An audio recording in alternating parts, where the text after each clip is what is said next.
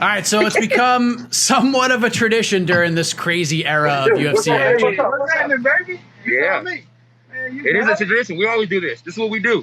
Yes, absolutely. That we speak with this man, Kevin Holland, while he's in Las Vegas during fight week. It worked for him the last time. Got a great finish over Joaquin Buckley, and now he's going to take on Darren Stewart this Saturday at UFC Vegas 11. The Trailblazer is back on the show. How are you, man?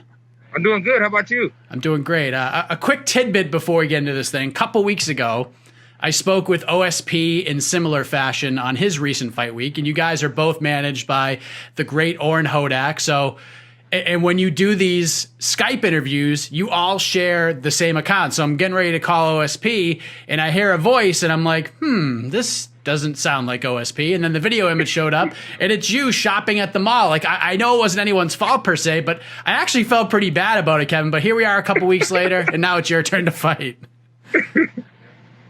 Hey, man, I thought it was funny, man. It was perfect timing. I just answered the phone. I thought it was a regular phone call. I answered it. This my man here. You know what I mean? So, nothing wrong with that. Did you get anything good at the mall during that trip anyways? Man, I probably bought like 10 pairs of shoes, bro. Oh, there you go. I got a lot of shoes, man. Whether Well, it was for me, the kid, the old lady, whoever, man. They all want shoes. You get shoes. We shoe fiends around here. Sneak freaks.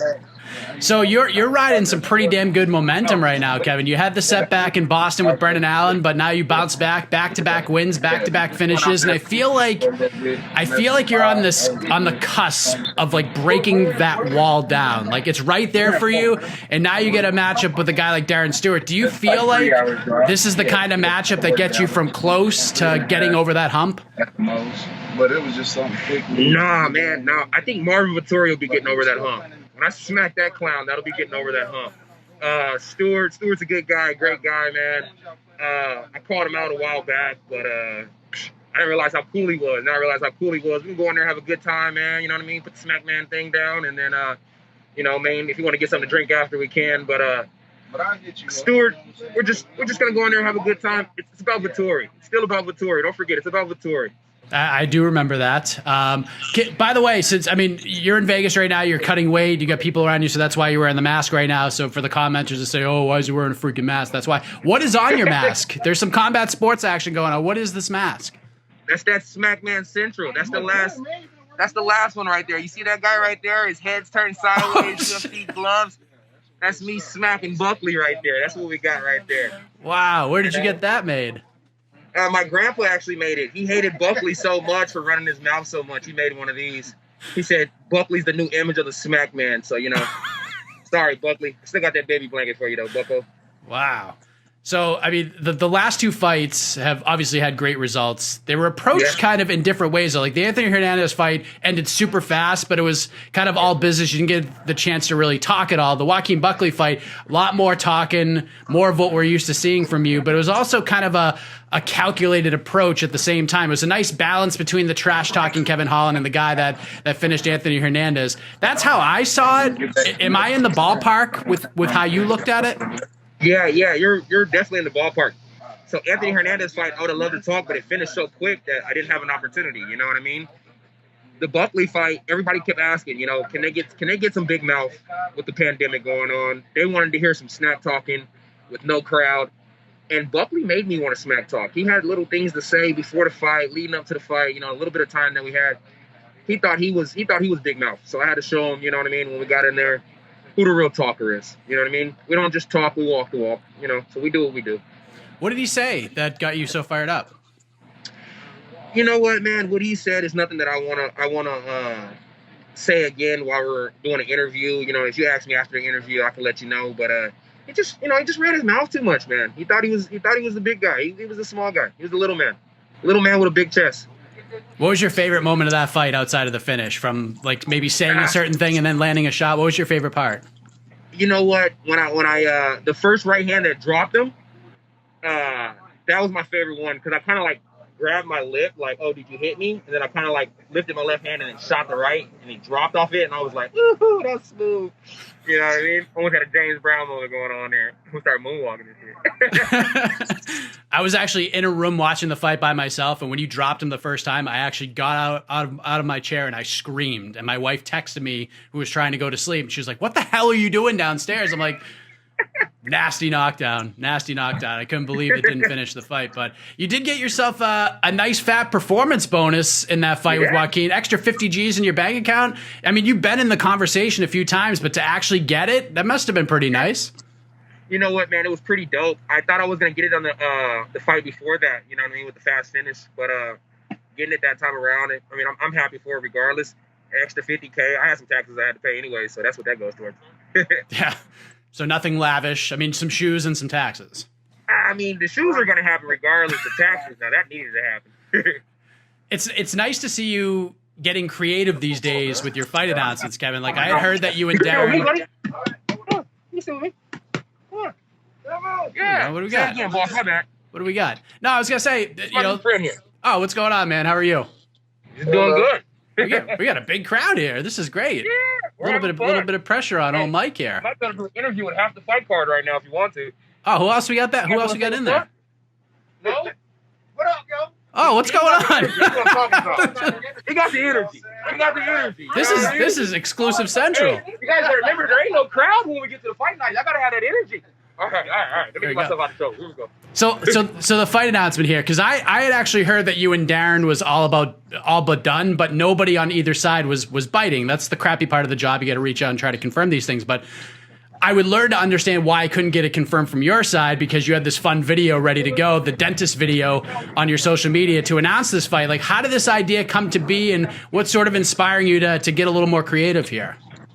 Man, it was like, I kind of always wanted to do something creative like that, and then Warren was like, yeah, let's do it. And then he had the dentist buddy. My buddy Justin Adams already knew the dentist guy, so everybody knew him, you know what I mean? So it just worked out perfect. It worked out smooth, man. I like to do stuff like that more often, though. Almost like doing a little music video before the fight, you know what I mean? Yeah. Did you feel like this was going to be the fight? Because you guys both fought on the last card. You both got bonuses on the same card. Did you feel like this was going to be the fight? Nah, man. I honestly thought I was going to get somebody else, man. Honestly was like leaning towards the Andrew Sanchez fight. He had a really good performance and stuff like that. But everybody had a good performance. So, you know, whoever they give you is who they give you. Whoever wants to smoke, we'll blaze it up. How do you like the matchup with Darren from like an X's and O's perspective? Because, you know, he's a guy that when he came into the UFC, he would stand in front of you and swing them bolos until one guy fell. These days, much more patient approach, more methodical, sees things a little bit differently than he did in the past. You've obviously grown as a fighter as well, but how do you like this one from a stylistic perspective? I mean, Charles Bird, a local guy, was kind of like touching him up when they were in Texas fighting. And then out of nowhere, he got the knockout. So, I mean, obviously the dude hits hard. But, I mean, fight's a fight. I don't care how he comes in there. I'm coming in there. I'm throwing my right. I'm throwing my left. I'm throwing my left kick. I'm throwing my right kick. You know what I mean? And if he handles all that, I'm kicking him in the balls, taking him down and subbing him. You know what I mean? We don't need any more ball shots, Kevin. We've seen too many over the last week. Hey, as long as I'm delivering them this time, it's all good. The odds have you a little over a 2-1 favorite to win this fight at last check, and it's funny because there are a lot of people that view you as this newcomer prospect kind of a fighter, but you've actually been in this game for a while. Like, you have more experience than Darren. This is going to be your 24th professional fight. Do you feel that there are some folks in this small bubble of ours that kind of overlook your experience a bit? Nah. I think he has more UFC fights than me, though. So, you know what I mean? It's still two totally different ball games, but I have been to Bellator. I have been King of the Cage. Yeah, you know what? I do got the experience. You're right. You are right. You're making me more confident as we go on. See, this is why we do these interviews. You make me a better man. That's what we try to do, Kevin. There are many people that say, Kevin, and I kind of agree with this, that this is the best non-pay-per-view main card of 2020. And some say it's one of the best in UFC history. You and Darren are going to be kicking it off before it wraps up with Colby and Tyron. Does it kind of give you a sense of pride at all that you're a big part of an event like this? I'm a small part of the event like this. You got Donald Cowboy Cerrone on the card. You know what I mean? Nico Price is on the card. You got freaking Tyrone Woodley, ex-champ, on the card. You got a lot of guys on the card. I'm just a little smidget. I'm just happy to be there. But there's something to be said about being the first fight on a main card like this. You're there for a reason. You're the table setter. You know, as long as I don't make the table fall, we good. You know what I mean? Who do you like in that fight between Covington and Woodley? Who do you think wins that one? Willie ain't been letting his hands go lately, but Dean Thomas is right behind me, so we got Woodley. Oh, shit. We got Woodley. We got Woodley. What you talking about? I got to see like the overhead shot. I can see it. Now I hear Dean Thomas, and I'm like, oh man, I got to choose my words. I don't even know why you would ask me that right now. You could have called me back in like 30 minutes. I still would have said Woodley though. Is Chimaev on that bus too? No, I ain't gonna say who else is on the bus. I'm just gonna start being quiet now. Dean back there, I'm scared a little bit now. I'm overly sweating, dropping bullets around here now. Yeah, now we're bringing the heat. We're bringing the heat into Vegas. We need some of it here in Massachusetts. It's cold here, so we'll bring some of that here. Well, let's. It's out there too. Yes. Yeah. So, yeah, Chimaev's fighting a former opponent of yours in Gerald Mearshart, because, I mean, the UFC's strapping the rockets to Chimaev. They already have his next fight. What do you think of this? We're talking about that one guy everybody's in love with right now. Yeah, they already have his next fight booked with Damian Maia. Yeah. Let's go on to another conversation. All right, fair enough. We got enough attention as it is. All right. Before these fights happen, you're going to fight Darren Stewart. How do you steal the show here? How do you steal some of that shine for yourself on Saturday night? Second round ground and pound, that's the finish. That's how I win. Second round ground and pound. So, but before I let you go, I know you got a million things going on, but you did mention your old friend, Marvin Vettori. Looks like he's having a hard time getting a fight. He wants to fight Chris Weidman. He doesn't call me. That's the problem. He doesn't call me. He calls everybody that doesn't want to fight him. Call me. I'll fight him. But now you got newcomer Impa Kasanganay coming in. Looks like he's got his attention a little bit. What do you make of this? And if all goes well, I assume this is the direction you're going to go. You're going to spit some fire if all goes the way you think it will? Yeah, I'm definitely, yeah. I mean, I don't know. I'm a little confused on the whole situation, you know? All I know is win, lose, draw, I want that guy, you know? Doesn't matter. You want to make a new face mask. He ran his mouth in Florida. I just want to fight him, you know? Right. It's a little personal. We got a relationship going on now. You know what I mean? We're going to hold hands, walk through the mall after. It's okay. All right. So we just want to get this one out of the way and we can move on with our lives. Yeah, I just want to go to Vettori. Yeah. Okay. Well, like an ex that broke up with me the wrong way. I just can't get over it, you know? Well, all right, man. Well, I don't want to get you in any more trouble here. So should be a hell of a fight on Saturday. I'm definitely excited for it. I know it's fight week. Virtual media days kicking off soon. I bet that's where you're going right now. So a lot going on with you, and it means a lot that you would keep this tradition alive, my man. Thank you as always. All the best to you on Saturday.